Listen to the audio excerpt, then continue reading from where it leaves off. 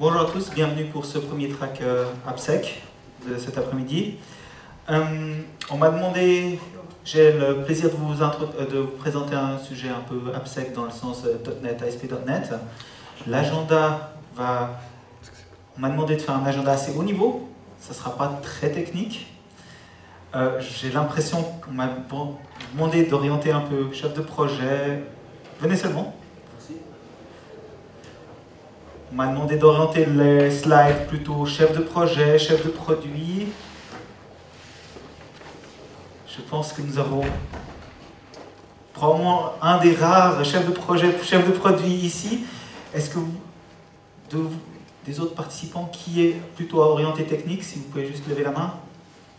D'accord. Alors, je vous propose qu'on va faire le slide set comme ceci. Je vais essayer d'économiser 5 minutes et puis comme ça on va pouvoir un peu aller plus en détail sur 2-3 aspects pour que ce soit parlant pour les deux aspects un peu management, les checklists qu'on pourrait faire pour améliorer un projet ASP.NET, puis aussi un tout petit peu pour avoir une bonne idée de où est-ce qu'il faut aller toucher, quelles sont les suggestions et quels sont les points importants que je vois dans cet aspect-là.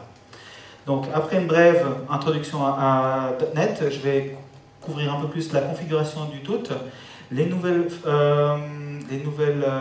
possibilités offertes par .NET 4.0, 4.5, ASP.NET, puis ensuite on peut voir les comment le tout s'intègre dans un cycle de vie habituel d'une application. L'idée c'est vraiment de vous donner un premier aperçu de ce framework, ça ne se veut pas Advanced ASP.NET, mais de vous donner un aperçu et aussi de voir pour la partie Break the Hacker Spirit, de voir un peu quelles sont les erreurs habituelles qu'on rencontre dans de telles applications et de pouvoir s'en prévenir. Donc des petites checklists, des petits aspects pratiques que j'espère pourront être utiles au jour le jour de votre projet. Je ne vais pas discuter de code, je ne vais pas discuter de fonctions que je préfère à d'autres, etc. Ça sera assez code agnostique. Je ne vais pas discuter des infrastructures, ni vraiment du Secure Development Lifecycle ici. Je vais l'aborder, mais pas vraiment le discuter. Comme je vous l'ai dit, ça sera du moins la première partie, pas très technique. Je vais essayer d'avoir du temps pour qu'on puisse aller dans les annexes. Tout sur les slides, vous allez voir des diverses références, vous allez avoir des annexes. Pour les plus techniciens, je vous encourage à les passer en revue. C'est vraiment là où j'espère que pour les personnes un peu plus qui veulent aller au fond, ils auront de la matière pour suivre. Tout d'abord, un tout petit peu à propos de ma personne.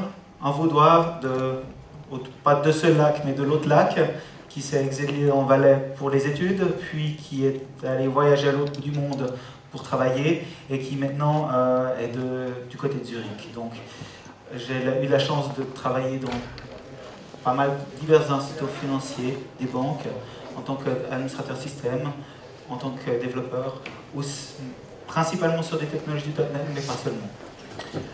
Je viens de finir mon Master of Advanced Study en Information Security à Lucerne. C'est un sujet lié à cette présentation et j'ai aussi eu le plaisir de trouver le CV 2013-1330 qui a été patché en septembre passé, qui était le Remote Code Execution in SharePoint. Je travaille actuellement en tant qu'analyste sécurité chez Compass Sécurité. Compass Sécurité est une entreprise qui fait du pentest, qui fait de l'audit plutôt axé technique, un peu de forensique, et qui est actuellement historiquement basé à Rapperswil-Jona et qui est maintenant depuis le début de l'année aussi à Berne. Voilà, après cette première vue, on va se concentrer sur l'introduction de .NET. Voici la définition que vous allez trouver sur le site web de Microsoft. Pour décomposer tout ça, je vous propose qu'on regarde les premières parties. C'est vraiment un framework qui se veut couvrir, .NET se veut couvrir toute la palette de produits de Microsoft. C'est aussi un framework qui est installé par défaut. Lorsque vous installez un Windows XP, un Windows 7, un Windows Server, vous avez .NET qui est préinstallé dessus. Vous n'avez pas besoin de télécharger quoi que ce soit. Vous avez déjà toute une base établie. C'est aussi quelque chose qui va être utilisé sur le mobile, c'est quelque chose qui est utilisé sur le serveur, et Windows Azure, c'est la partie cloud de Microsoft. C'est aussi quelque chose qui peut être vraiment déployé à travers toute l'offre. On a vraiment un ensemble de composants, la CLR qui est vraiment unique à toutes, et puis ensuite on a des briques logicielles qui s'empilent dessus. La petite illustration, probablement trop petite depuis derrière, mais juste pour vous donner une idée de ces ajouts logiciels qui se passent avec chaque nouvelle release majeur, qui vont augmenter un tout petit peu les capacités du framework. Finalement, ça amène ce qui s'appelle un Managed Execution Environment, une sorte de machine virtuelle. C'est cette machine virtuelle qui va prendre en compte tout ce qui est aspect mémoire, qui va éviter qu'en tant que développeur, vous puissiez faire des buffer overflow. Si ensuite la partie, les développeurs du framework, peut-être eux, ils n'ont pas tout pensé à tout. Ça va surtout vous permettre d'avoir un langage par défaut de plus haut niveau, puisque vous allez pouvoir avoir moins de complexité sur beaucoup d'aspects. L'autre aspect intéressant, c'est que vous n'avez pas juste un langage de programmation. Vous avez vraiment une possibilité d'avoir beaucoup de langages de programmation différents. Vous pouvez faire du C#, vous pouvez faire de l'Iron Python, de l'Iron Ruby, etc. Donc vous avez une multitude de langages qui vont être compilés dans une sorte d'intermediate language, du bytecode, qui va ensuite tourner dans l'environnement, dans le Managed Execution Environment. Vous pouvez même faire du C++, du Managed C++, puis ça va aussi tourner dans cet environnement-là. Tu peux faire des overflows en Sharp, ils ont prévu, il y a un mot-clé qui s'appelle unsafe, et tu fais unsafe même copy de n'importe quoi. Voilà. Par défaut, le fameux secure by default, secure by design, etc. Ensuite, c'est vrai que ensuite, il y a aussi quelques, notamment dans les corruptions internes, etc. Mais je voulais dire, de règle générale, le développeur a un tout petit peu, peut faire moins de bêtises que dans d'autres langages concernant la gestion de la mémoire. C'est juste. Ensuite, cette petite introduction, on pourrait croire, ouais, c'est un peu comme Java. Oui, ça ressemble à Java. Oui, il y a une sorte de bytecode, d'intermediate language. Ça a aussi l'effet qu'on peut très facilement faire du reverse de ce code. Vous avez des compilateurs qui sont très efficaces, qui vous permettent de lire ça très facilement. Soi-disant, c'est multiplateforme. On peut aussi utiliser ça, faire tourner .NET sur du Linux en utilisant Mono. D'un autre côté, on a un schéma de versionning un peu différent. En gros, toutes les versions actuelles de .NET sont supportées, sauf la 1.0. Toutes les 1.1, 2.0, 3.0, 3.5, 4.5 sont des versions supportées. Et comme je vous l'ai dit avant, le framework est installé par défaut sur votre machine. Une autre fonction très intéressante, similaire, c'est Trust Level, qui vous permet vraiment de restreindre des applications dans des sandbox, dans des environnements d'exécution plus ou moins étroits. Ce n'est pas à confondre avec le MIC de Windows, c'est des technologies séparées. Et finalement, quelque chose que j'ai dit que je n'allais pas trop aborder, c'est l'interaction entre IIS, la partie infrastructure, et puis la partie ASP.NET dans ce talk. Un des aspects aussi à prendre en compte, c'est que .NET est pour l'instant, de par ma connaissance et de par ma lecture des bulletins de sécurité Microsoft, bien moins targeté que Java. Le nombre de zero-day .NET sont, à ma connaissance, quasi inexistants. Peut-être vous avez une autre expérience, mais d'après moi, on est quand même dans un autre rapport des vulnérabilités. Il existe des vulnérabilités .NET, il existe des problèmes, notamment avec la partie XAB. Microsoft patch régulièrement, une fois chaque 2 mois ou comme ça, des failles, mais ces failles sont généralement reportées de manière responsable par les personnes qui les découvrent et sont patchées sans qu'il y ait effusion de sang ou d'autres larmes comparées au Zero Day Java. Une de mes caractéristiques principales que j'adore, c'est de pouvoir compiler mes codes C# en gros sur n'importe quel serveur, sur n'importe quelle machine. Lorsque je suis en vacances, lorsque je suis sur le serveur Citrix hyper sécurisé, etc., je peux compiler du code VB, C#, et je peux en faire des exécutables n'importe où. Pas besoin d'un SDK dédié pour ça. Voilà un tout petit peu pour l'introduction. Je vais vous présenter la configuration parce que la configuration amène, à mon avis, tout un ensemble de possibilités qu'on peut utiliser pour bâtir un environnement adapté et bien sécurisé pour exécuter des applications .NET ASP.NET. Tout d'abord, qu'est-ce qu'on peut faire dans la configuration? On peut paramétrer énormément de choses. Vous pouvez, pour des binaires, définir des définitions de proxy, vous pouvez mettre des clés cryptographiques, vous pouvez gérer tout ce qui est management des erreurs, vous pouvez définir des connexions à des bases de données, on a diverses sécurités qui sont activées par défaut qu'on peut désactiver dans la configuration. Il y a vraiment pléthore, ce n'est qu'une sélection, vous avez bien plus de liens, pointeurs pour le lien suivant. Tout se passe sur des fichiers de configuration. Pour un exécutable .NET, vous avez un fichier qui est au niveau de la... juste un tout petit mot, si vous déployez par exemple une application en intranet, n'utilisez pas les groupes policy preference, le nouveau gadget de Windows 2008, surtout pour déployer des informations sensibles. Je ne veux pas trop y entrer, mais en gros, vous avez la possibilité de déployer des connexions à des bases de données, des utilisateurs locaux, des paramètres VPN. Ces mots de passe sont soi-disant chiffrés, mais la clé est la même pour tout le monde et accessible sur Internet, donc ça n'offre aucune protection en tant que telle.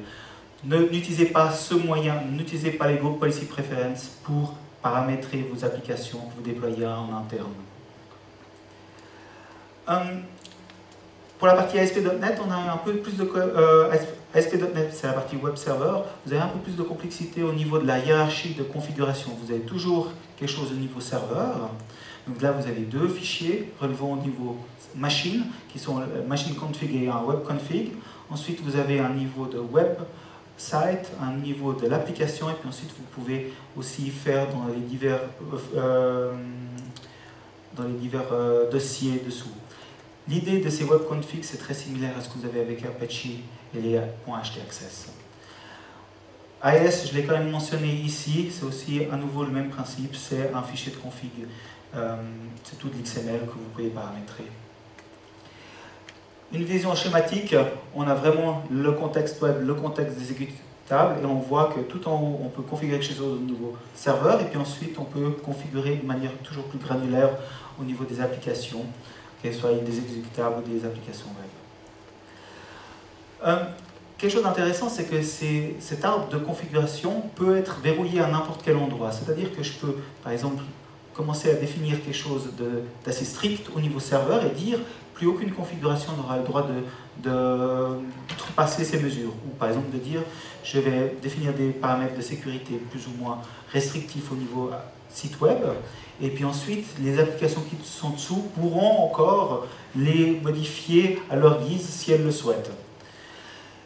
Un autre point à prendre en considération, comme je vous l'ai dit, c'est que vous avez beaucoup sur un serveur récent, tout patché, Windows 2012, vous allez avoir .NET 2, .NET 3, .NET 3.5, .NET 4, .NET 4.5, et ceci pour la version 32 et 64 bits du framework. Donc vous allez avoir 10 installations du framework, et donc 10 fichiers web machine.config. Donc il faudra configurer les 10, à moins que vous décidiez de ne pas utiliser les versions 2.0, etc.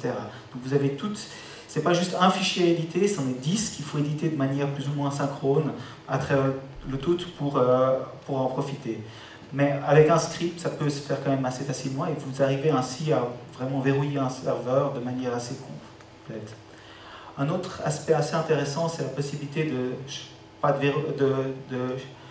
chiffrer tout un fichier, mais des sections d'un fichier. C'est-à-dire que, par exemple, la section qui va recenser les clés cryptographiques utilisées pour ASP.NET, vous pouvez le chiffrer. Vous pouvez chiffrer les connexions à des bases de données, vous pouvez faire vous pouvez choisir les sections et ainsi les protéger contre des accès indus. Pourquoi, justement, pourquoi chiffrer? Une des raisons, c'est pour que si une fois votre application web laisse fuir, permet d'inclure des fichiers locaux, et donc le fameux web config, vous n'avez pas directement les mots de passe qui sont en clair ou des informations compromettantes en clair. Pour un attaquant motivé, c'est juste une étape de plus. Il devra encore s'il arrive à exécuter dans le cadre de votre application une commande arbitraire, il pourra toujours le décrypter, mais c'est une étape de plus. Comme je vous l'ai dit, ce qui est recommandé de chiffrer dans les sections à chiffrer, c'est machine key. Là, on a les paramètres, les clés, si vous fixez des clés, les connexions aux bases de données, et puis tous les autres endroits, notamment les sections applicatives où vous stockez des adresses de web service, des mots de passe, etc., etc. Voilà un tout petit peu au niveau de la configuration. Maintenant, je voudrais faire un petit détour par ASP.NET 4.5. C'était l'idée originale du talk, c'était de voir ce qu'on pouvait y trouver et ce qui faisait sens. Comme je vous l'ai dit, c'est un talk qui s'orientait plutôt pour au niveau, je ne vais pas rentrer trop dans les détails, de toute manière, notamment pour les aspects cryptographiques qui ont changé, il y a des personnes qui pourraient vous en parler de manière bien plus facile que moi. Mais en gros, Microsoft améliore régulièrement son framework. On a des nouvelles fonctions dans .NET 4.5 qui sont très intéressantes pour des développeurs. On a des supports de nouvelles technologies, on a un meilleur support des standards, etc. Au niveau sécurité, pour moi, les deux choses essentielles de .NET 4.5 sont l'intégration par défaut d'une librairie anti-cross-site scripting qui était avant téléchargeable séparément et les divers changements que Microsoft a fait dans le framework au niveau cryptographique. On va revenir sur ce deuxième point. Qu'est-ce qu'ils ont changé et pourquoi? Tout cela remonte à 2010, c'est ce fameux papier de Diong et Rizzo que je cite. Ce papier a identifié plusieurs points sur lesquels Microsoft avait des progrès à faire au niveau cryptographique et a surtout présenté une attaque, Padding Oracle Attack, qui a été patchée par Microsoft dans le MS-10 070. Ça a été patché pour tous les frameworks. Si vous avez ce patch, vous êtes bon. Mais avec .NET 4.5, certains problèmes de base qu'ils avaient encore dans le framework ont été repensés et Microsoft a fait ces changements dans le 4.5. Il y a beaucoup de changements, je ne veux pas aller dessus, mais on a augmenté l'entropie, on a des dérivations de clés, on a maintenant des idées de purpose of encryption, comparé à avoir un chiffrement le même pour tous les divers aspects, etc., etc. Un des points à retenir, c'est que ces changements cassent 2-3 choses dans la rétrocompatibilité dont Microsoft est très fan. Ce qui fait que il faut prendre une action spécifique dans vos applications pour pouvoir tirer le meilleur profit de ces changements. Un des exemples, là on y retournera plus tard, j'espère qu'on aura quelques minutes pour aller dans tout ce qui est annexe. Ça c'est vraiment une copie d'une slide d'annexe où vous avez les diverses étapes que vous devez vous assurer dans votre application si vous voulez la faire tourner en .NET 4.5, qui est tournée et puis qu'elle incorpore vraiment toutes ces nouveautés. Est-ce que ça vaut la peine de se donner la peine et de faire tourner tout ce qui est possible de faire tourner en 4.5? Oui. Sans vouloir trop argumenter ici pourquoi, comment, franchement faites-le, c'est quelque chose de l'avenir. C'est quelque chose que vous ne pourrez pas faire sur votre serveur Windows Server 2003, puisque vous ne pouvez pas installer .NET 4.5 là-dessus. De toute manière, j'ose dire, si vous avez encore des Windows Server 2003, leur période de support finit en juillet 2015, donc il faudra de toute façon faire quelque chose à plus ou moins court moyen terme. Voilà pour la partie .NET 4.5. Maintenant, l'idée, c'est de plonger un peu plus pragmatiquement dans les divers cycles de développement d'une application. Avant de le faire, j'avais dit que SDL était en dehors de cette présentation, mais quand même, surtout si vous avez une équipe de développement qui commence un nouveau projet dans .NET, ASP.NET, pourquoi ne pas commencer à suivre ces recommandations? C'est toute une méthodologie qui est gratuite, qui est mise à votre disposition. C'est aussi une méthodologie qui est conforme à ISO 27034. Donc ça peut être un argument de poids par rapport à des décideurs. C'est quelque chose qui est très bien documenté sur les sites de Microsoft. Il y a notamment aussi toute une section d'outils qui sont là pour vous aider, qui vont vous permettre de vous assurer de la qualité à diverses étapes. Et par exemple, dans le cadre de l'analyse statique, vous avez par exemple des outils tels que Cat.net, FXCop, etc.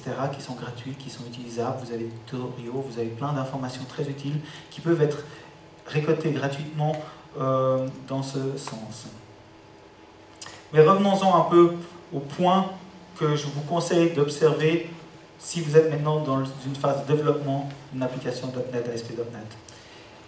Dès que possible, si vous le pouvez, notamment pour les applications web, essayez de planifier d'utiliser la version 4.5. Essayez aussi de développer des applications qui soient compatibles avec le plus bas niveau de trust level possible. On verra dans les annexes pourquoi, mais ça réduit fortement les possibilités d'un attaquant si votre application devait avoir des failles de sécurité. Comme déjà auparavant, utilisez les outils gratuits que Microsoft vous fournit pour tester à intervalles réguliers durant votre intégration, dans votre build server, etc. Si vous avez maintenant des information disclosure, si vous avez des failles d'injection diverses, etc. Souvent encore, vous avez, notamment ASP.NET, vient avec une série de protections activées par défaut et que les développeurs se hâtent d'enlever dès qu'il y a le moins de problèmes. Essayez vraiment, ne désactivez pas ces fonctions.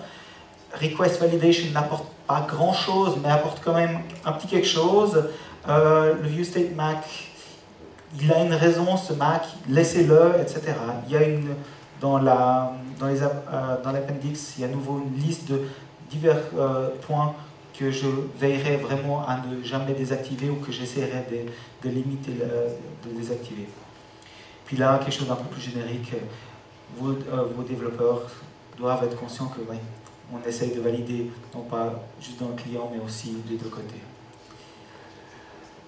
Finalement, avoir des personnes qui savent leur job, c'est une grande partie de ça. Ces outils peuvent aider, ça améliore leur boîte à outils, ça permet de limiter, mais finalement c'est beaucoup vos développeurs qui vont pouvoir faire ça. Et puis investir dans eux, ce n'est certainement pas une mauvaise idée. Au niveau du déploiement, comme je vous ai dit, on a des possibilités assez variées de pouvoir restreindre la configuration, de pouvoir éviter qu'un développeur déploie une application avec des paramètres vraiment inadéquats. Si vous avez une application que vous déployez, telle que Silverlight, ou des exécutables que vous distribuez en dehors, considérez éventuellement de les obfusquer, mais avant ça, considérez qu'est-ce que j'y mets comme propriété intellectuelle, est-ce que je suis sûr que j'y ai pas mis des informations que je ne voudrais pas voir sortir, etc. L'obfuscation, pourquoi pas, mais je pense que d'abord il faut une bonne réflexion. Pourquoi est-ce que je veux obfusquer? Qu'est-ce qui reste à cacher dans cette application? Et puis avoir enlevé tout ce qui n'avait pas besoin d'y être. Les Group Policy Preference, je ne veux pas le répéter. Et on a déjà parlé de Trust Level de ce côté-là. Cette liste, je le rappelle encore une fois, ne couvre la partie AppSec, ne couvre pas la partie système d'opération, ne couvre pas la partie AES. Ça, c'est aussi des points qu'il faudra considérer et puis s'assurer dans votre déploiement le moment venu. C'est beaucoup de redites pour les opérations, à part la partie pour encrypter les diverses sections. Et puis, quelque chose qu'on oublie souvent, c'est si vous fixez des clés cryptographiques, que ce soit pour encrypter le fichier de configuration ou comme matériel pour l'application ASP.NET, c'est bien beau de les définir une fois, mais il faut les manager, il faut qu'on sache où ils sont. La partie technique est une mineure partie de tout le management qui devrait se faire là autour. Pensez-y et n'acceptez pas juste la partie « Oh, c'est bon, le développeur s'en est chargé, c'est tout bon ». Non, il y a toutes d'autres personnes qui doivent intervenir dans ce cycle. En dehors de l'AppSec, mais quand même qui vaut le coup, patchez vos serveurs, patchez vos composants tiers, configurez correctement le tout et communiquez. C'est pas vraiment AppSec, c'est pas vraiment infrastructure, mais avoir ces personnes qui viennent ensemble, notamment lorsqu'il s'agit de configurer quelque chose comme .NET, vous avez des possibilités au niveau de l'infrastructure de déployer quelque chose d'assez restreint au niveau .NET, mais c'est pas vraiment le sysadmin qui va vouloir le faire. Tout comme IIS, c'est un peu le champ, c'est toujours la zone grise entre les développeurs et le tout. Et c'est souvent dans ces zones grises que se trouvent les détails qui font mal à la fin. On a encore la partie des logiciels tiers. Et là, vous pourrez dire, je décompile le tout, puisque c'est du bytecode, je regarde ce qu'il en est. Juste au niveau de la loi suisse sur le droit d'auteur, la décompilation et décryptage est autorisé lorsqu'on parle d'interface. Donc allez simplement regarder ce que fait votre partenaire et puis regardez comment elle code, etc. En le passant dans quelque chose comme .peak ou comme ça. Vous pouvez le faire, mais ce n'est pas forcément quelque chose qui entre dans ce cadre légal. Mais malgré tout, avec des outils tels que FXCOP qui tournent sur les binaires, les assemblies, vous pouvez déjà avoir une première idée de la qualité. Vous pouvez quand même demander un accès au code dans le contrat. Vous pouvez regarder la configuration, changer tous ces clés, tous ces mots de passe qui pourraient être mis par défaut. À nouveau, essayez de réduire le niveau de trust level pour que, en cas de problème de sécurité, l'attaquement soit le plus restreint possible, pour limiter le tout. Et surtout, à nouveau quelque chose de moins technique, mais il faut le manager, ce composant tiers. Il faut savoir quand est-ce qu'il a des nouvelles versions, quand est-ce qu'il est en fin de vie, quand est-ce qu'il y a un problème de sécurité qu'il faut agir immédiatement. Donc avoir tous ces composants, par exemple Telerik pour tout ce qui est application web, etc., sous contrôle, savoir où elles sont déployées, doit être managé. Ce n'est pas forcément les développeurs qui vont faire le meilleur des travaux pour tenir compte de cette matrix qui devient rapidement très complexe. Voilà un tout petit peu l'agenda qu'on a fait. Une première introduction. On a vu que la configuration offrait de nombreuses possibilités. On a regardé au niveau .NET 4.5 ce qui était possible et on a regardé un peu les points au niveau du développement, du cycle de développement. C'est un peu là où la partie Break the Hacker Spirit entre en compte. Au niveau des conclusions et des points et des problèmes de sécurité que je vois dans le terrain lorsque je fais des audits. Pour ce qui est des exécutables .NET, les informations qui fuient, des détails sur les erreurs, c'est hallucinant le nombre d'informations internes qu'on peut trouver par exemple dans des exécutables Silverlight, le nom des développeurs, les machines internes des développeurs, les adresses IP, les serveurs de test, les serveurs de pré-production, les serveurs de production, etc. Il y a beaucoup de choses dont vous n'avez pas besoin. Pour la première partie, tout ce qui est un message d'erreur, ça vous pouvez le détecter avec des outils, vous pouvez le détecter en formant votre développeur et vous pouvez aussi en partie le résoudre avec de la configuration. Pour la partie de choses inadéquates ou mot de passe ou certificat hard-codé en dur dans le binaire, idéalement, ne laissez pas ce genre de choses dans le binaire. Et si vous n'avez pas le choix ou si vous devez quand même mettre beaucoup de propriété intellectuelle à vous, des algorithmes que vous souhaiteriez garder privés mais que vous devez déporter vers le client, considérez un obfuscateur, mais là, à nouveau, vous gagnez du temps, vous ne résolvez pas le problème. Au niveau des injections de toutes sortes, à nouveau, ceux qui développent ont un rôle majeur à jouer, mais avec des revues de code, avec des outils, notamment lorsque ces outils d'analyse de code statique tournent chaque nuit, pendant tout le processus de développement, vous avez le matin quelques erreurs qui sont apparues, des bugs qu'il faut fixer. Ça permet vraiment d'avoir la sécurité intégrée au quotidien. Et si on fait quelque chose de pas terrible, ben, c'est possible que le lendemain matin, on doive déjà le remodifier. Et donc, ça permet d'ancrer ça dans la pratique. Au niveau des paramètres qui ne sont pas toujours adéquats, par exemple, tout ce qui est communication non chiffrée, là, c'est un problème pas de technologie, mais c'est vraiment un problème d'architecture et un problème que les architectes, que les personnes qui revoient le code, etc., prennent en compte. Et puis, pour tout ce qui est justement certificat hard-codé, etc., sauf dans certains cas, si vous faites développer une application pour votre usage interne, vous pouvez généralement utiliser la Windows Authentication qui marche très bien. Il y a 2-3 cas où c'est peut-être pas recommandé, mais sinon ça marche assez bien et ça vous évite de devoir mettre des mots de passe quelque part, de cacher des mots de passe pour se connecter à des bases de données ou comme ça.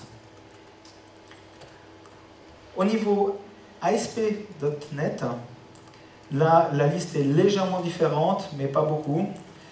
On a à nouveau ces informations qui sont trop d'informations données. On a notamment le champ ViewState qui permet de sérialiser un peu n'importe quel objet dans une page, et puis avec toutes ces informations intéressantes. Avec .NET 4.5, ce champ est maintenant chiffré et protégé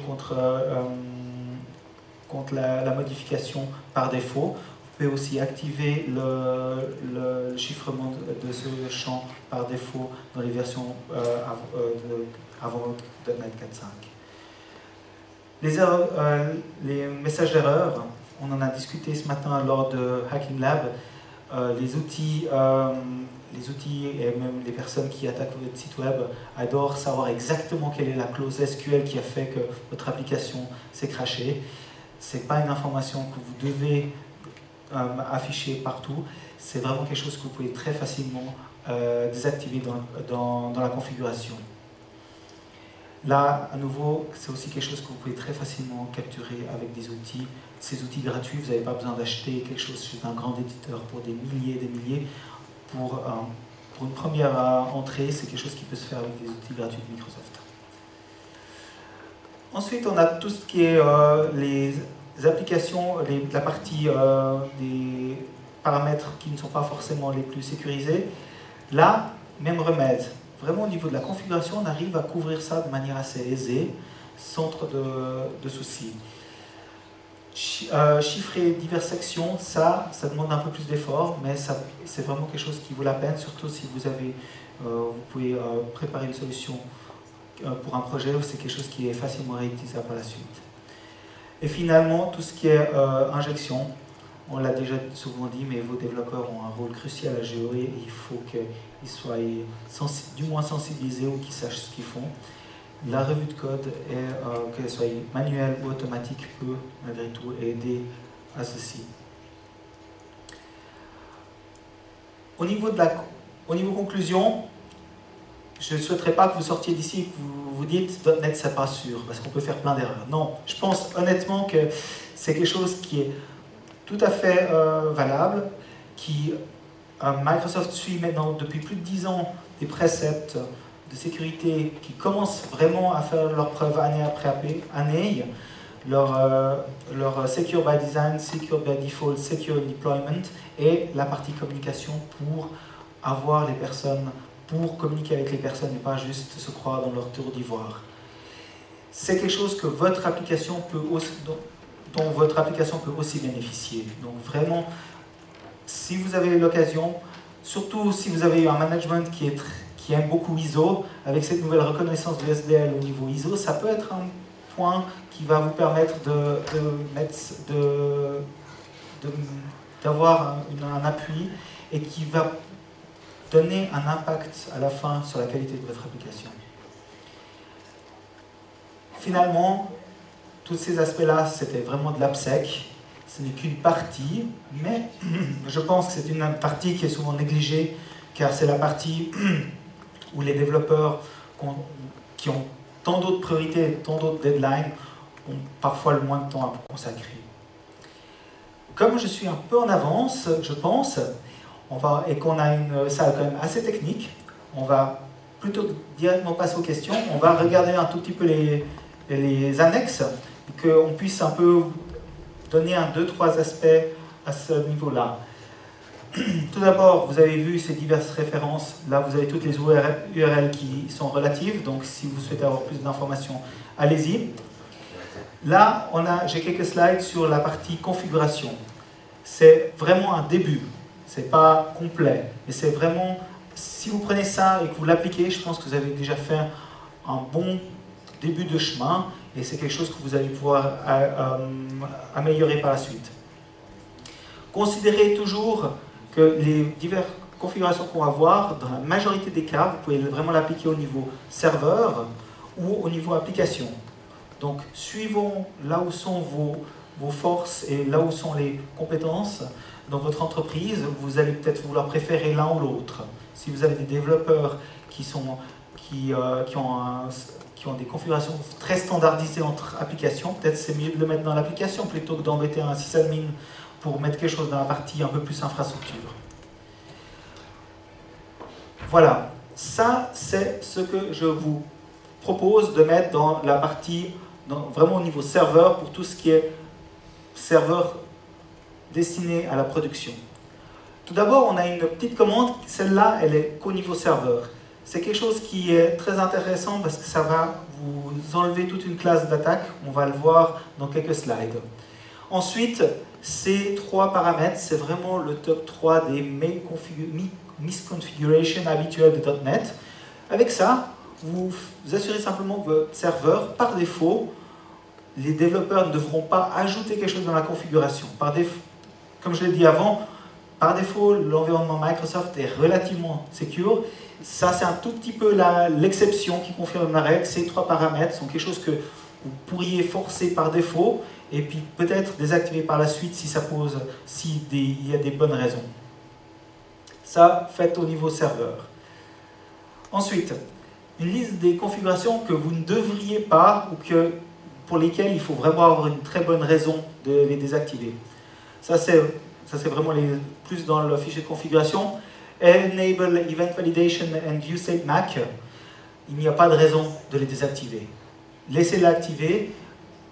Ça vous évite beaucoup de problèmes maintenant et dans le futur.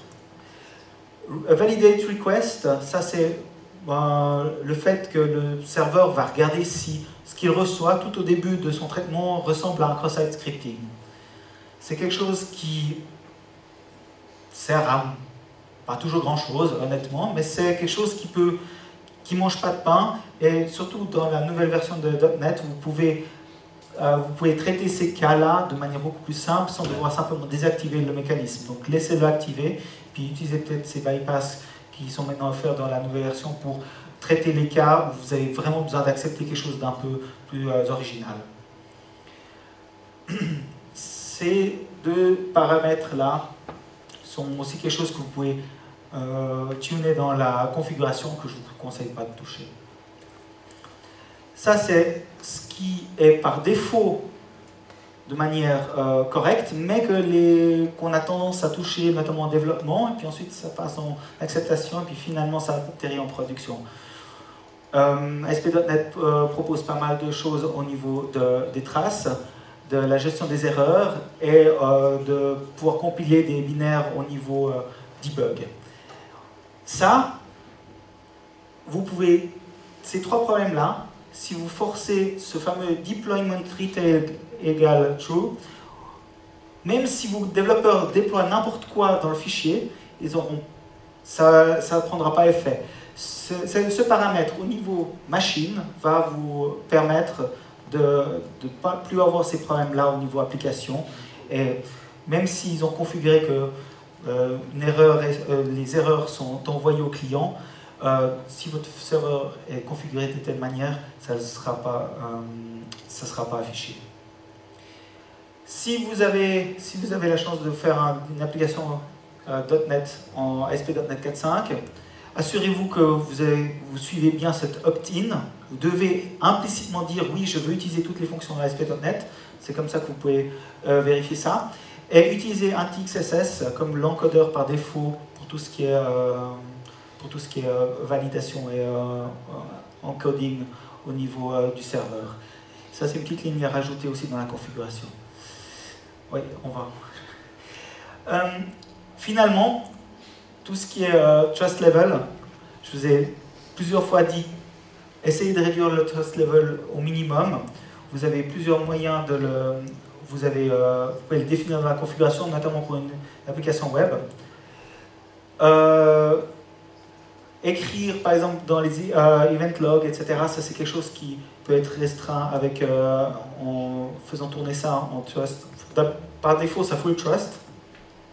Si vous souhaitez limiter déjà plusieurs accès, vous pouvez utiliser high trust. Le problème, c'est généralement ceci. Si vous n'avez pas une base de données Microsoft, vous allez être obligé d'utiliser Full Trust. Si vous avez une base de données MS SQL, vous pouvez avoir une connexion à une base de données et utiliser High ou Medium Trust. Si vous voulez vraiment encore ensuite restreindre l'accès à votre file system, etc., vous pouvez utiliser Medium Trust pour en plus vraiment rapetisser la cage des possibilités, voire en low trust, mais là, je pense que ça devient difficile. Voilà, j'espère que j'ai répondu, non pas à certaines questions management, mais déjà répondu aussi à quelques aspects un peu plus techniques avec ces annexes. Si vous avez des questions, c'est très volontiers que je les prends, que je tente d'y répondre. C'est pas vraiment une question, mais on pourra en parler plus tard. Mais je suis intéressé si tu connais des outils qui savent manipuler les view state correctement. Par exemple, si tu as l'accès au point config et tu as la clé, pouvoir le déchiffrer, etc. Parce qu'il y en a quelques-uns, mais ils sont pour ASP2, ils ne sont pas maintenus, etc. Enfin, il ne faut pas faire de modif. J'aimerais bien en parler plus ici, aujourd'hui, mais je ne peux pas. Ah bon? Mais c'est avec plaisir que je... Non. Petite chose longue, le problème de SharePoint était un problème de view state. Le problème des clés cryptographiques est un autre point qui est pendant chez un grand éditeur. Et alors j'ai connaissance d'un outil privé qui existe et qui permet de faire certaines manipulations. Mais pour l'instant, c'est pas ni prêt pour être publié, ni... Ouais. Donc, avec plaisir dans, j'espère, quelques mois. Donc, je vais poser une question plus simple. Toutes ces recommandations, c'est des trucs à toi ou c'est où tu les as versées à l'OWASP, par exemple? Alors, c'est quelque chose qui... C'est mon expérience de sysadmin, de développeur, aussi de personnes qui auditent de telles applications. Donc c'est un peu la best practice que, dans le cadre de mon employeur, on va avoir tendance à recommander. C'est pas quelque chose qui a été mis à l'OWASP, ou piqué un pour un à l'OWASP. C'est quelque chose que j'ai l'intention de présenter à d'autres conférences OWASP pour essayer de montrer ça. Mais je n'ai pas encore pu pousser ça de manière beaucoup plus loin pour l'instant. C'est la première édition ici. Parce qu'ils ont carrément, en pareille conférence, ils ont un wiki où ils ont plein de documentation sur toutes les techno web, etc. Donc ça pourrait faire du sens, quoi. Tout à fait. Non, c'est quelque chose qui pourrait, c'est quelque chose qui c'est une des idées à moyen terme. La semaine prochaine, c'est pour ceux qui viennent à Zurich, il y a OWASP Switzerland, enfin à Zurich, mais ça s'appelle Switzerland, comme d'habitude avec ces Zurichois. Cette présentation sera aussi là-bas, et puis l'idée, c'est vraiment de pouvoir ajouter ça et puis de faire le tout.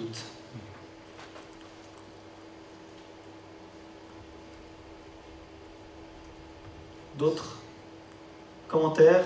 C'est avec plaisir qu'on peut en discuter, que je discute surtout des points plus techniques, enfin, pas que le management je ne veux pas, mais aussi des parties plus techniques par la suite. En tout cas, merci beaucoup de votre attention et bonne suite.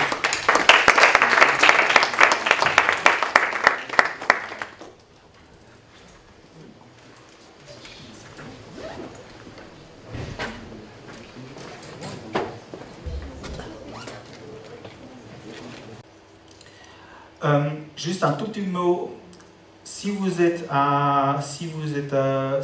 déployez par exemple une application en intranet, n'utilisez pas les Group Policy Preference, le nouveau gadget de Windows 2008, surtout pour déployer des informations sensibles.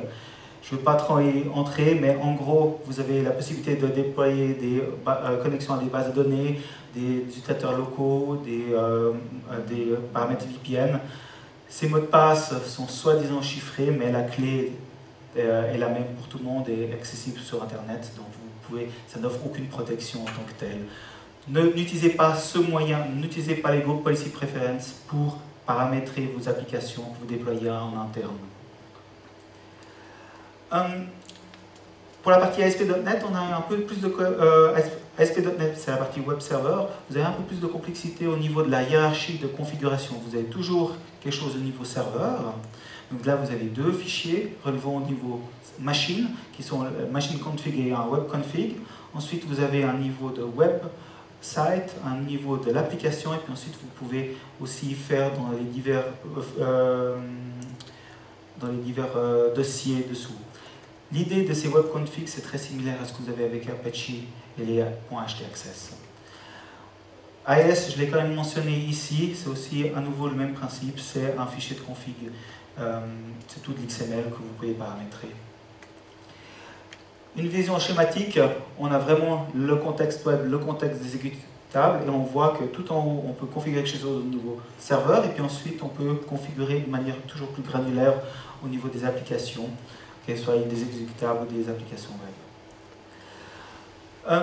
Quelque chose d'intéressant, c'est que cet arbre de configuration peut être verrouillé à n'importe quel endroit. C'est-à-dire que je peux, par exemple, commencer à définir quelque chose d'assez strict au niveau serveur et dire plus aucune configuration n'aura le droit de trepasser ces mesures. Ou par exemple de dire je vais définir des paramètres de sécurité plus ou moins restrictifs au niveau site web, et puis ensuite les applications qui sont dessous pourront encore les modifier à leur guise si elles le souhaitent.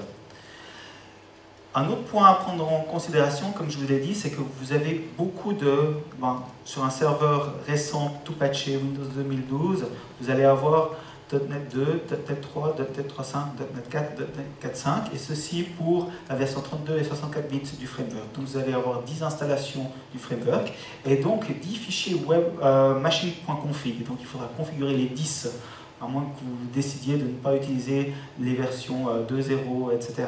Donc vous avez toutes...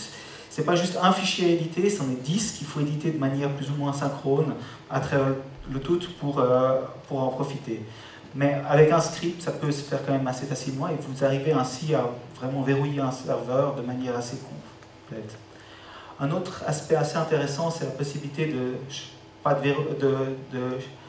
chiffrer tout un fichier, mais des sections d'un fichier. C'est-à-dire que, par exemple, la section qui va recenser les clés cryptographiques utilisées pour ASP.NET, vous pouvez le chiffrer. Vous pouvez chiffrer les connexions à des bases de données. Vous pouvez vous pouvez choisir les sections et ainsi les protéger contre des accès indus. Pourquoi, justement, pourquoi chiffrer? Une des raisons, c'est pour que si une fois votre application web laisse fuir, permet d'inclure des fichiers locaux, et donc le fameux web config, vous n'avez pas directement les mots de passe qui sont clairs ou des informations compromettantes en clair. Pour un attaquant motivé, c'est juste une étape de plus. Il devra encore s'il arrive à exécuter dans le cadre de votre application une commande arbitraire, il pourra toujours le décrypter, mais c'est une étape de plus. Comme je vous l'ai dit, ce qui est recommandé de chiffrer dans les sections à chiffrer, c'est machine key. Là, on a les paramètres, les clés, si vous fixez des clés. les connexions aux bases de données, et puis tous les autres endroits, notamment les sections applicatives où vous stockez des adresses de web services, des mots de passe, etc., etc. Voilà un tout petit peu au niveau de la configuration. Maintenant, je voudrais faire un petit détour par ASP.NET 4.5. C'était l'idée originale du talk, c'était de voir ce qu'on pouvait y trouver et ce qui faisait sens. Comme je vous l'ai dit, c'est un talk qui s'orientait plutôt pour haut niveau. Je ne vais pas rentrer trop dans les détails, de toute manière, notamment pour les aspects cryptographiques qui ont changé, il y a des personnes qui pourraient vous en parler de manière bien plus facile que moi. Mais en gros, Microsoft améliore régulièrement son framework. On a des nouvelles fonctions dans .NET 4.5 qui sont très intéressantes pour des développeurs. On a des supports de nouvelles technologies, on a un meilleur support des standards, etc. Au niveau sécurité, pour moi, les deux choses essentielles de .NET 4.5 sont l'intégration par défaut d'une librairie anti-cross-site scripting qui était avant téléchargeable séparément et les divers changements que Microsoft a fait dans le framework au niveau cryptographique. On va revenir sur ce deuxième point. Qu'est-ce qu'ils ont changé et pourquoi? Tout cela remonte à 2010, c'est ce fameux papier de Diong et Rizzo que je cite. Ce papier identifie plusieurs points sur lesquels Microsoft avait des progrès à faire au niveau cryptographique et a surtout présenté une attaque, Padding Oracle Attack, qui a été patchée par Microsoft dans le MS 10 070. Ça a été patché pour tous les frameworks. Si vous avez ce patch, vous êtes bon. Mais avec .NET 4.5, certains problèmes de base qu'ils avaient encore dans le framework ont été repensés et Microsoft a fait ces changements dans le 4.5. Il y a beaucoup de changements, je ne veux pas aller dessus, mais on a augmenté l'entropie, on a des dérivations de clés, on a maintenant des idées de purpose of encryption, comparé à avoir un chiffrement le même pour tous les divers aspects, etc., etc. Un des points à retenir, c'est que ces changements cassent 2-3 choses dans la rétrocompatibilité dont Microsoft est très fan. Ce qui fait que il faut prendre une action spécifique dans vos applications pour pouvoir tirer le meilleur profit de ces changements. Un des exemples, là on y retournera plus tard, j'espère qu'on aura quelques minutes pour aller dans tout ce qui est annexe. Ça c'est vraiment une copie d'une slide d'annexe où vous avez les diverses étapes que vous devez vous assurer dans votre application si vous voulez la faire tourner en .NET 4.5, qui est tournée et puis qu'elle incorpore vraiment toutes ces nouveautés. Est-ce que ça vaut la peine de se donner la peine et de faire tourner tout ce qui est possible de faire tourner en 4.5? Oui. Sans vouloir trop argumenter ici pourquoi, comment, franchement faites-le, c'est quelque chose de l'avenir. C'est quelque chose que vous ne pourrez pas faire sur votre serveur Windows Server 2003, puisque vous ne pouvez pas installer .NET 4.5 là-dessus. De toute manière, j'ose dire, si vous avez encore des Windows Server 2003, leur période de support finit en juillet 2015, donc il faudra de toute façon faire quelque chose à plus ou moins court moyen terme. Voilà pour la partie .NET 4.5. Maintenant, l'idée, c'est de plonger un peu plus pragmatiquement dans les divers cycles de développement d'une application. Avant de le faire, j'avais dit que SDL était en dehors de cette présentation, mais quand même, surtout si vous avez une équipe de développement qui commence un nouveau projet dans .NET, ASP.NET, pourquoi ne pas commencer à suivre ces recommandations? C'est toute une méthodologie qui est gratuite, qui est mise à votre disposition. C'est aussi une méthodologie qui est conforme à ISO 27034. Donc ça peut être un argument de poids par rapport à des décideurs. C'est quelque chose qui est très bien documenté sur les sites de Microsoft. Il y a notamment aussi toute une section d'outils qui sont là pour vous aider, qui vont vous permettre de vous assurer de la qualité à diverses étapes. Et par exemple, dans le cadre de l'analyse statique, vous avez par exemple des outils tels que Cat.net, FXCOP, etc. qui sont gratuits, qui sont utilisables. Vous avez des tutoriaux, vous avez plein d'informations très utiles qui peuvent être récoltées gratuitement dans ce sens. Mais revenons-en un peu au point que je vous conseille d'observer si vous êtes maintenant dans une phase de développement d'une application .NET à ASP.NET.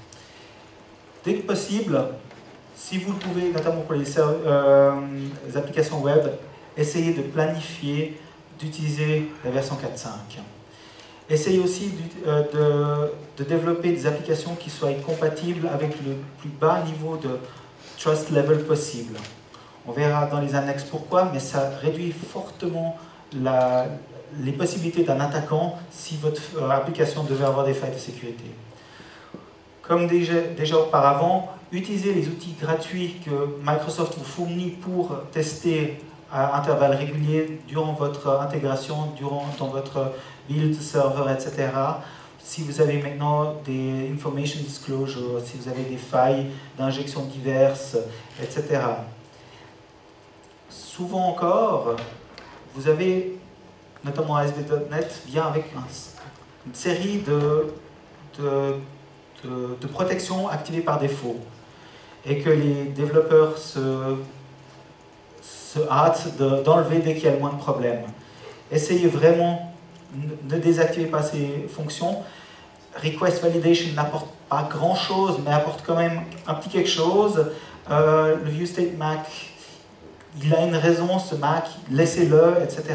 Il y a dans l'appendix, il y a à nouveau une liste de divers points que je veillerai vraiment à ne jamais désactiver ou que j'essaierai de limiter, de désactiver. Puis là, quelque chose d'un peu plus générique, vos développeurs doivent être conscients que oui, on essaye de valider, non pas juste dans le client, mais aussi des deux côtés. Finalement, avoir des personnes qui savent leur job, c'est une grande partie de ça. Ces outils peuvent aider, ça améliore leur boîte à outils, ça permet de limiter, mais finalement c'est beaucoup vos développeurs qui vont pouvoir faire ça. Et puis investir dans eux, ce n'est certainement pas une mauvaise idée. Au niveau du déploiement, comme je vous ai dit, on a des possibilités assez variées de pouvoir restreindre la configuration, de pouvoir éviter qu'un développeur déploie une application avec des paramètres vraiment inadéquats. Si vous avez une application que vous déployez, telle que Silverlight, ou des exécutables que vous distribuez en dehors, considérez éventuellement de les obfusquer, mais avant ça, considérez qu'est-ce que j'y mets comme propriété intellectuelle, est-ce que je suis sûr que j'y ai pas mis des informations que je ne voudrais pas voir sortir, etc.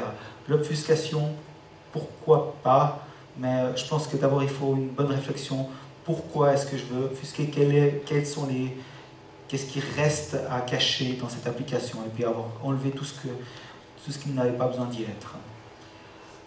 Les Group Policy Preference, je ne veux pas le répéter, et on a déjà parlé de Trust Level de ce côté-là.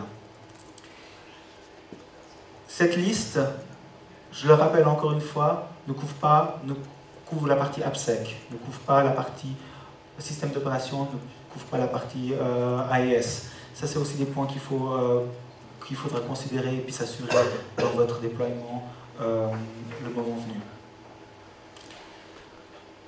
C'est beaucoup de redites pour les opérations, à part la partie pour encrypter les diverses sections.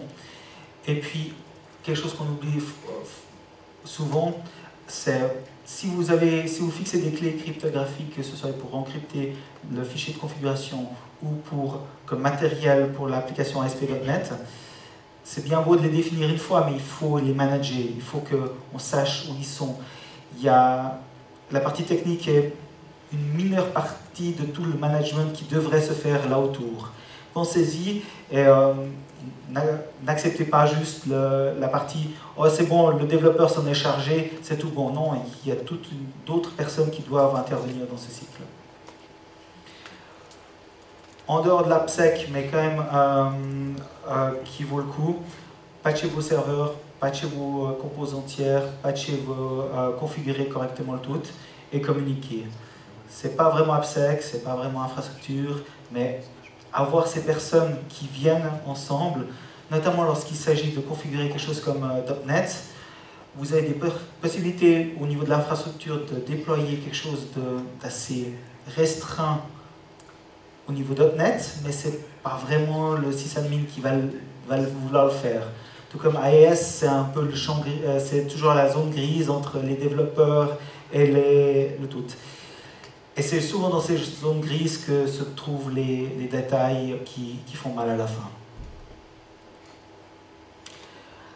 On a encore la partie des logiciels tiers. Et là, on pourrait dire, ben, je décompile le tout, puisque c'est du bytecode, je regarde ce qu'il en est.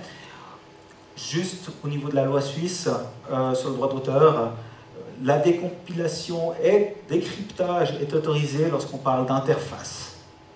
Donc allez simplement regarder ce que fait votre partenaire et puis regarder comment est le code, etc.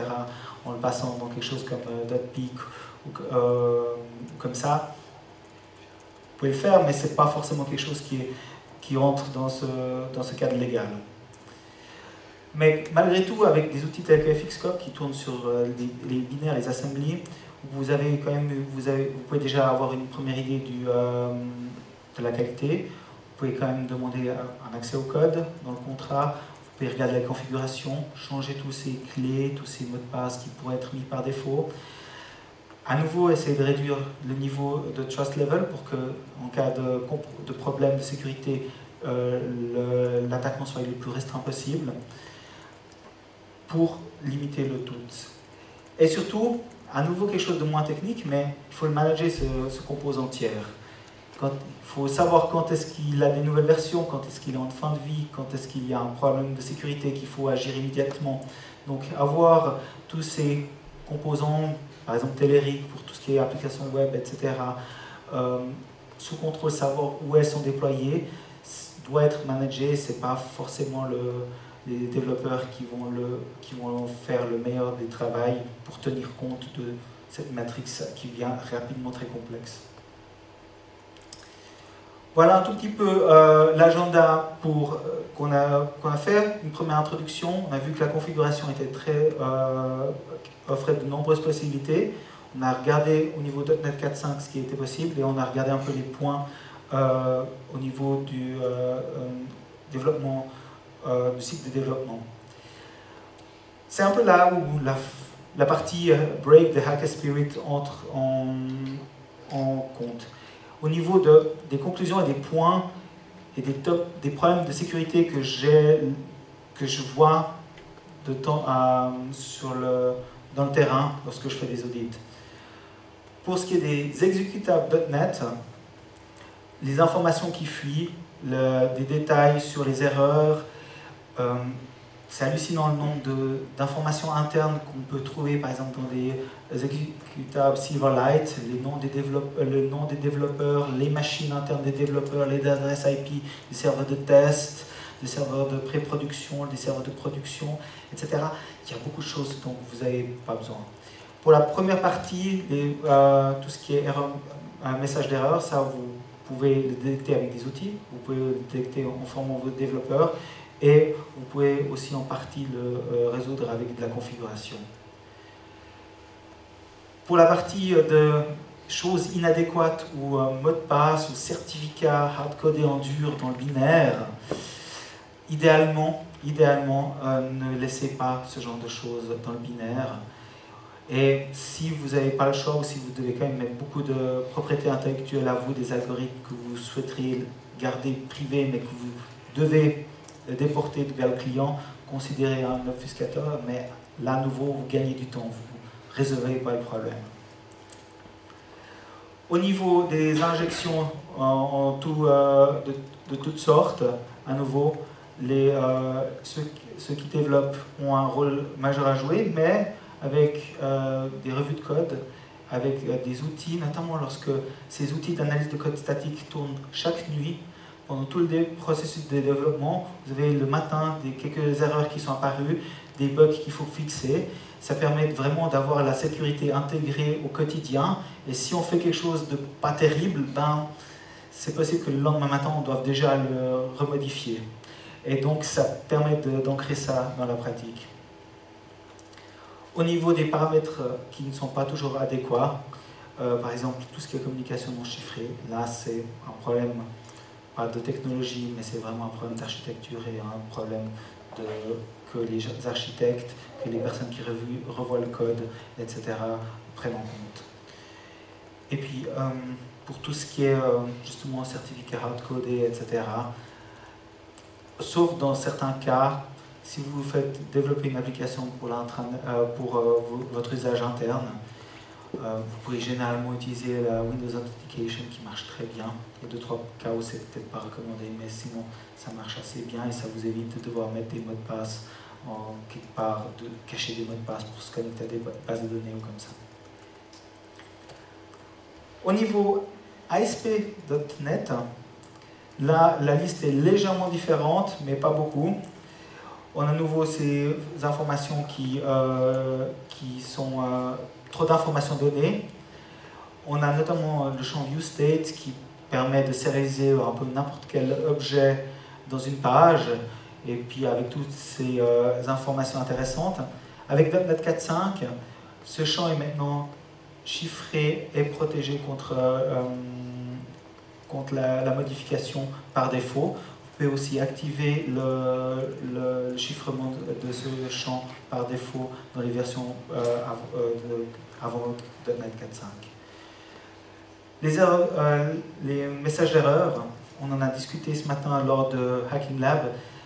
Les outils et même les personnes qui attaquent votre site web adorent savoir exactement quelle est la clause SQL qui a fait que votre application s'est crashée. Ce n'est pas une information que vous devez afficher partout, c'est vraiment quelque chose que vous pouvez très facilement désactiver dans la configuration. Là, à nouveau, c'est aussi quelque chose que vous pouvez très facilement capturer avec des outils. Ces outils gratuits, vous n'avez pas besoin d'acheter quelque chose chez un grand éditeur pour des milliers et des milliers. Pour une première entrée, c'est quelque chose qui peut se faire avec des outils gratuits de Microsoft. Ensuite, on a tout ce qui est les applications, la partie des paramètres qui ne sont pas forcément les plus sécurisés. Là, même remède. Vraiment au niveau de la configuration, on arrive à couvrir ça de manière assez aisée, sans trop de soucis. Chiffrer diverses sections, ça demande un peu plus d'effort, mais c'est vraiment quelque chose qui vaut la peine, surtout si vous pouvez préparer une solution pour un projet, c'est quelque chose qui est facilement réutilisable par la suite. Et finalement, tout ce qui est injection, on l'a déjà souvent dit, mais vos développeurs ont un rôle crucial à jouer et il faut qu'ils soient du moins sensibilisés ou qu'ils sachent ce qu'ils font. La revue de code, qu'elle soit manuelle ou automatique, peut malgré tout aider à ceci. Au niveau conclusion, je ne souhaiterais pas que vous sortiez d'ici et que vous vous dites « .NET, c'est pas sûr », parce qu'on peut faire plein d'erreurs. Non, je pense honnêtement que c'est quelque chose qui est tout à fait valable, Microsoft suit maintenant depuis plus de 10 ans des préceptes de sécurité qui commencent vraiment à faire leurs preuves année après année. Leur Secure by Design, Secure by Default, Secure Deployment et la partie communication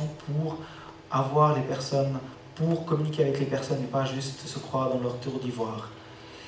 C'est quelque chose que votre application dont votre application peut aussi bénéficier. Donc vraiment, si vous avez l'occasion, surtout si vous avez un management qui aime beaucoup ISO, avec cette nouvelle reconnaissance de SDL au niveau ISO, ça peut être un point qui va vous permettre d'avoir un appui et qui va donner un impact à la fin sur la qualité de votre application. Finalement, tous ces aspects-là, c'était vraiment de l'AppSec. Ce n'est qu'une partie, mais je pense que c'est une partie qui est souvent négligée, car c'est la partie où les développeurs qui ont tant d'autres priorités, tant d'autres deadlines, ont parfois le moins de temps à vous consacrer. Comme je suis un peu en avance, je pense, et qu'on a une salle quand même assez technique, on va plutôt directement passer aux questions. On va regarder un tout petit peu les annexes, et qu'on puisse un peu donner 2-3 aspects à ce niveau-là. tout d'abord, vous avez vu ces diverses références. Là, vous avez toutes les URL qui sont relatives. Donc, si vous souhaitez avoir plus d'informations, allez-y. Là, j'ai quelques slides sur la partie configuration. C'est vraiment un début. Ce n'est pas complet. Mais c'est vraiment, si vous prenez ça et que vous l'appliquez, je pense que vous avez déjà fait un bon début de chemin. Et c'est quelque chose que vous allez pouvoir améliorer par la suite. Considérez toujours que les diverses configurations qu'on va voir, dans la majorité des cas, vous pouvez vraiment l'appliquer au niveau serveur ou au niveau application. Donc, suivons là où sont vos forces et là où sont les compétences dans votre entreprise. Vous allez peut-être vouloir préférer l'un ou l'autre. Si vous avez des développeurs qui ont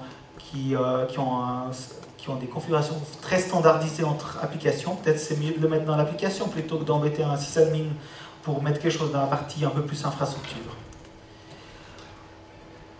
Voilà, ça c'est ce que je vous propose de mettre dans la partie, vraiment au niveau serveur, pour tout ce qui est serveur destiné à la production.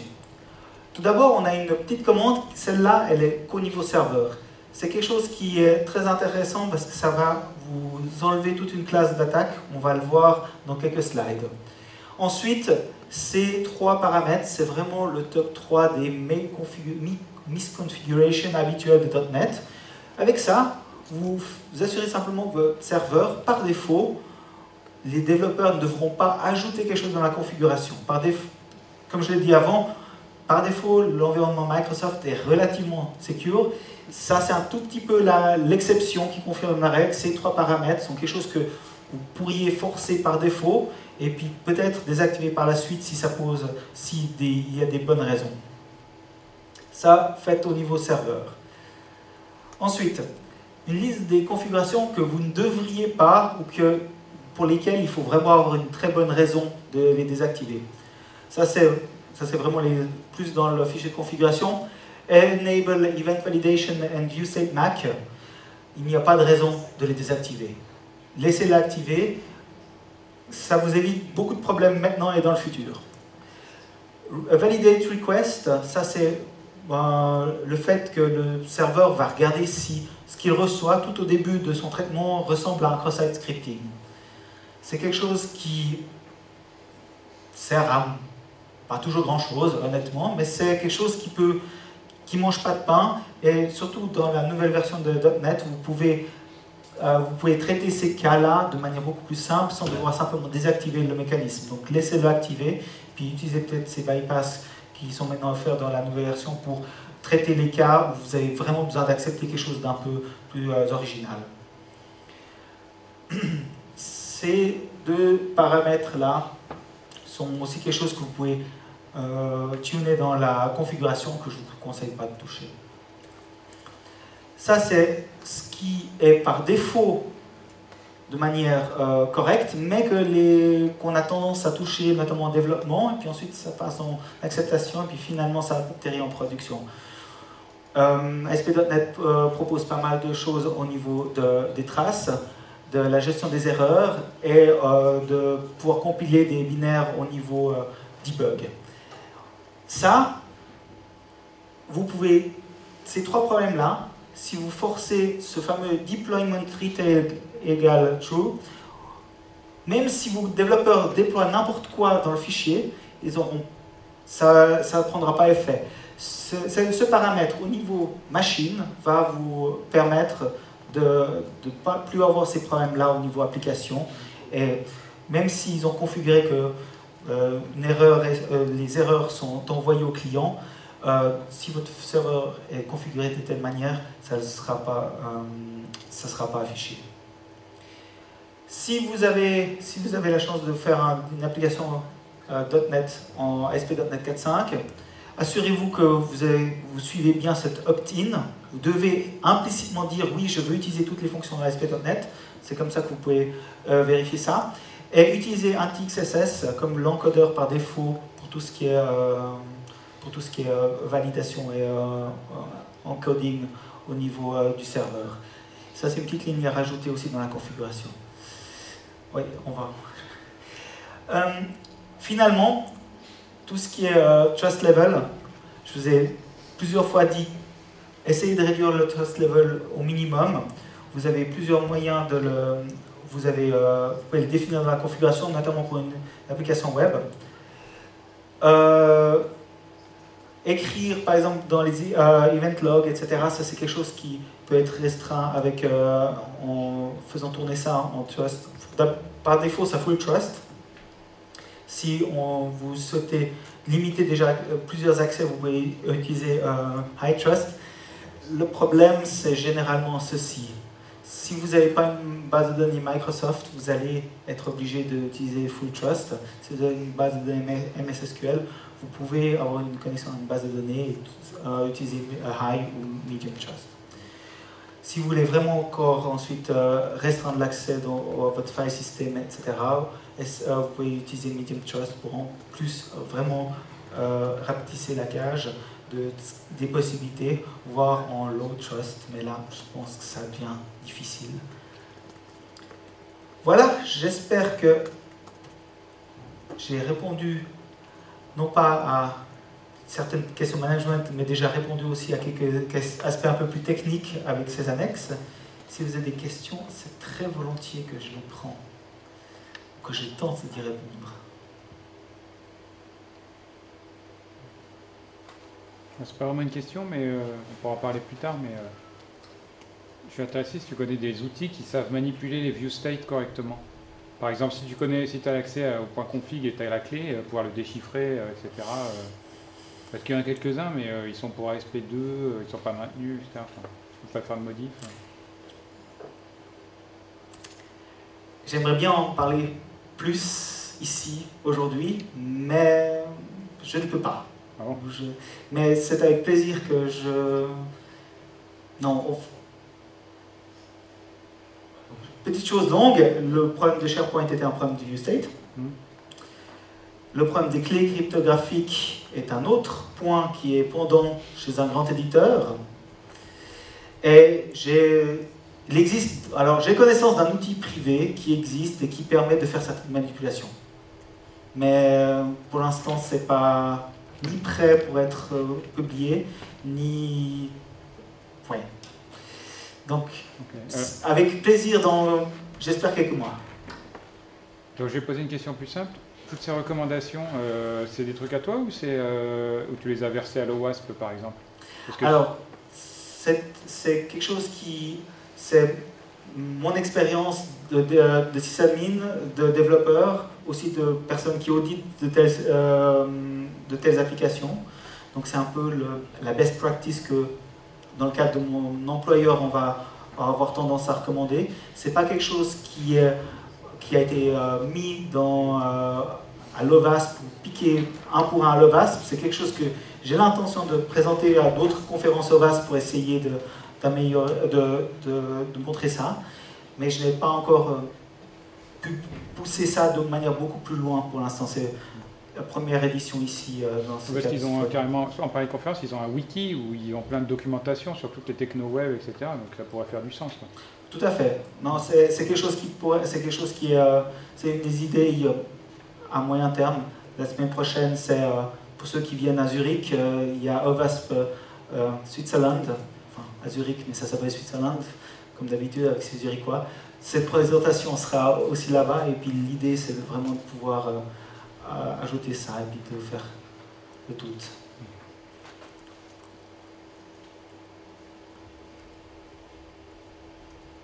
D'autres commentaires? C'est avec plaisir qu'on peut en discuter, que je discute surtout des points plus techniques, enfin, pas que le management je veux pas, mais aussi des parties plus techniques par la suite. En tout cas, merci beaucoup de votre attention et bonne suite.